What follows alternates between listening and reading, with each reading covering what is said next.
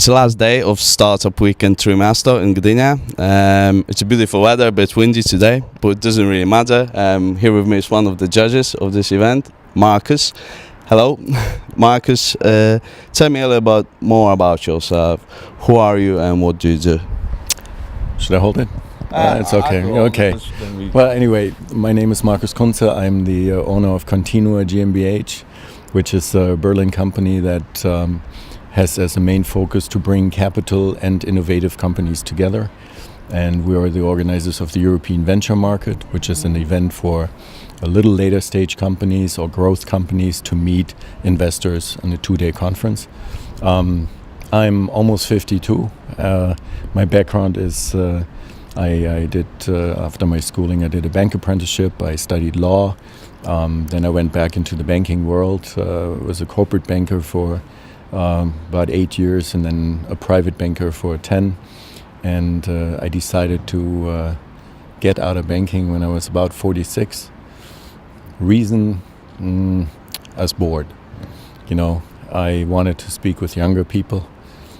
Nothing against older folks and older rich folks that I covered as a private banker, but there you would discuss investments in real estate or gold or shares and bonds and the young companies, the innovative industry was interesting me a lot more. So I figured I have to do something. Was it a hard decision to make, to move into the startup world and leave everything behind it? Because it sounds quite risky, doesn't it? It is quite risky, if you become an entrepreneur. So whenever we are talking to startups, I know now what to talk about because, I'm an entrepreneur since 5 years and things are not always easy. You have to always redefine your business model. You have to think about it. And there's a sentence I remember that my father used to say. He said, the hardest thing is to get other people's money. And so it's like for any business person selling something or for a startup gaining it. Come on. It's okay. You can put him under others when we have the movie. And so it's constantly struggling, but the thing that you learn is that the only person responsible for whatever you do or what happens to you is the person that you see in the mirror every morning. And I learned that too. And when you worked for banks, for example, you would sometimes have a tendency saying, this is such an awful product, we can't sell it. If they gave us a better product, maybe we could sell better. Well, now it's me, it's only me saying, this is my product, can I sell it? Will the market receive it? And so it's tough, but, more fun. More fun. Was it helpful, the job that you were doing before you started working with startups? Was it, is there any connection between, banking, startups? You say you did some bit of law. Sure.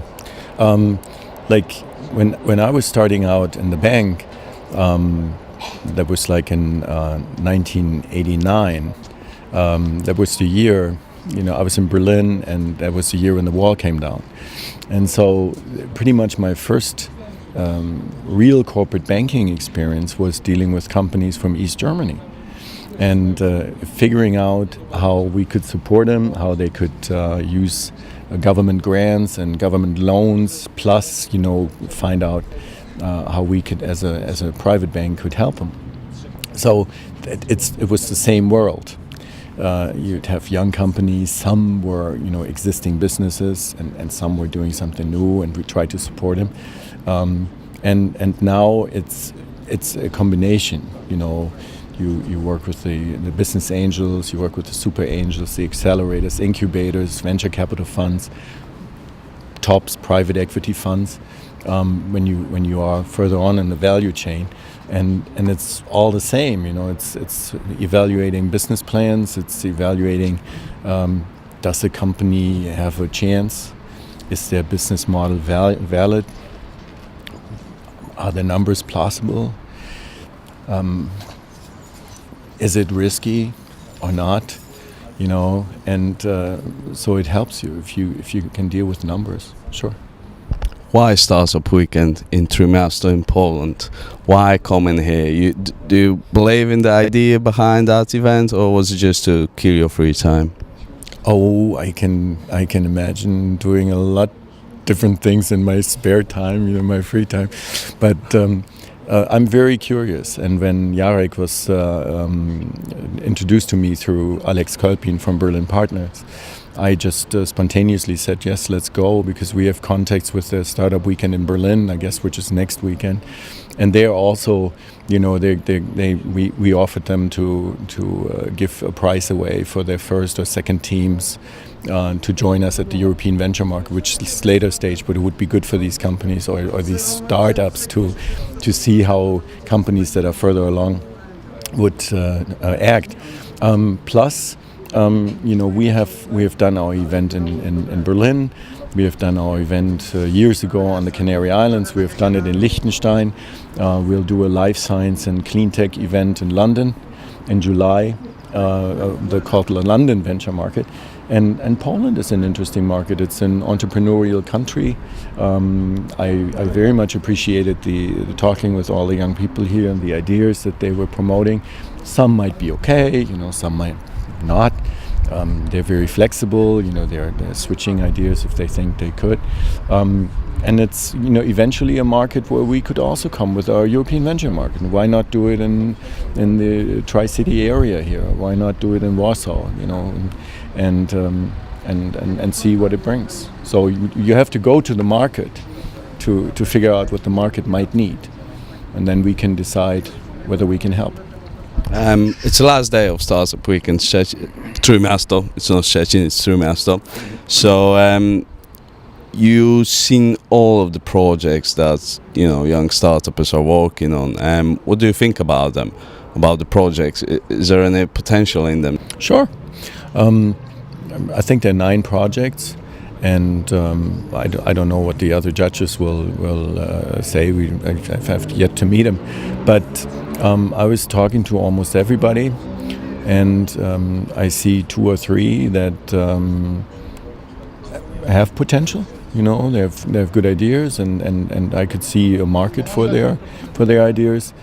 Of course, you have to refine the ideas and make sure that you create a valid business model out of it. And that is always the key point. Technology is not the problem today for some reason, and I don't know, I'm not a technician. Everybody can program an app or a website real quickly. But the key point is, what's the value behind it? How can I sell it? Who's my user? What are they willing to pay for certain services? And something that might sound like excellent idea for somebody might just be something that's uninteresting to 99.9% of the people. But if you don't try, you'll never find out. So I think, there's some. I know you organized an event that happens in Berlin in about 10 days. It's called European Venture Market. Tell me, what is it and what's the idea behind it? Well, the idea behind it is that startups and investors have to meet. And the way it usually works is that startups will send their executive summary plus a business plan on later stage companies, I would say, companies that have been founded and they have a valid business plan and stuff. They send their applications to venture capital companies. And if you take the High-Tech Gründerfonds, it's a German vehicle that's partly government, partly private, and they invest in early stage companies. They get more than 3,000 applications every year, probably more now. They have about 100 coaches that are screening these applications, and you know exactly how it goes. If you get something in writing and you screen through it, you'll say within 10-15 seconds, is it worth my time or not? And then you put it away, or you put it on the other shelf where the ones are that are for the next round. And then somebody is taking 2 minutes to read it. So your chances are not very high. And I think about they fund 3% of their applications, so 97 are going down the drain and have to try somewhere else. And so what we do is we have companies apply right now in Berlin only for the ICT sector, and we're screening with our partners and some investors, pre-screen the applications, and it's not 3,000, but let's say it's about 100, and we have 40 slots. And then we try to find the best ones that are fit for investors and for the ones that we're inviting. So we try to narrow the chance for a non-fit dramatically. So if you have a session and 8 companies are presenting and they're presenting mobile or mobile apps, you have investors there that are interested in that field.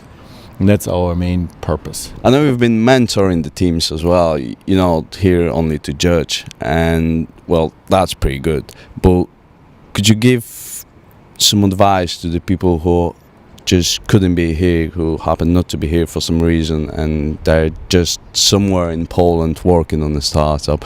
What would you advise them? I was fearing you would ask that, What is it? Advice from an old guy, how terrible. No, from my experience and saying, I started becoming an entrepreneur when I was older, so I do this since 5 years. Persistence is the most important.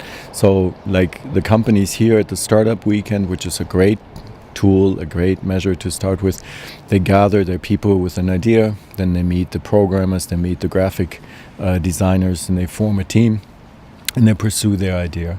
And that's the key point. Continue working on it. Make sure you find a valid business model if you think that your technology is correct. Don't focus only on the technology.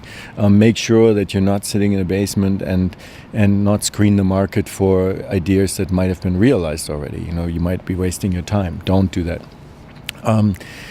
When you're further on, and you want to find an investor, business angel, super angel, and eventually a venture capitalist, try to find people that you like, that you want to work with, and that want to work with you, that you don't mind giving you advice or exchanging ideas with, because your business model might change, and they might stick with you and help you pursue it, and stay focused. Yeah, that's what I would say.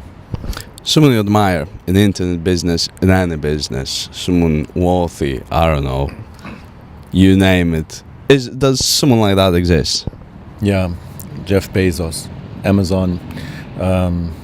I've seen this since the beginning in the 90s when I was still working at the bank and saw that he just did what I was telling you before. He was persistent. He was standing up for his idea. He was not giving up, despite the fact that he was burning millions of dollars, and he turned Amazon into something that changed our world. The Startup Weekend, when I look at the cases, there are e-commerce cases and apps and things, and it's all based on Amazon that started this. So I think, in my eyes, he's one of the people that I really admire. It's been a massive pleasure talking to you, Markus. Thanks for sharing time with me, and good luck with voting today. Well, pretty much tonight, because it's late afternoon. And I'll see you at the European Venture Market. Definitely hope so. Thank you. Thank you.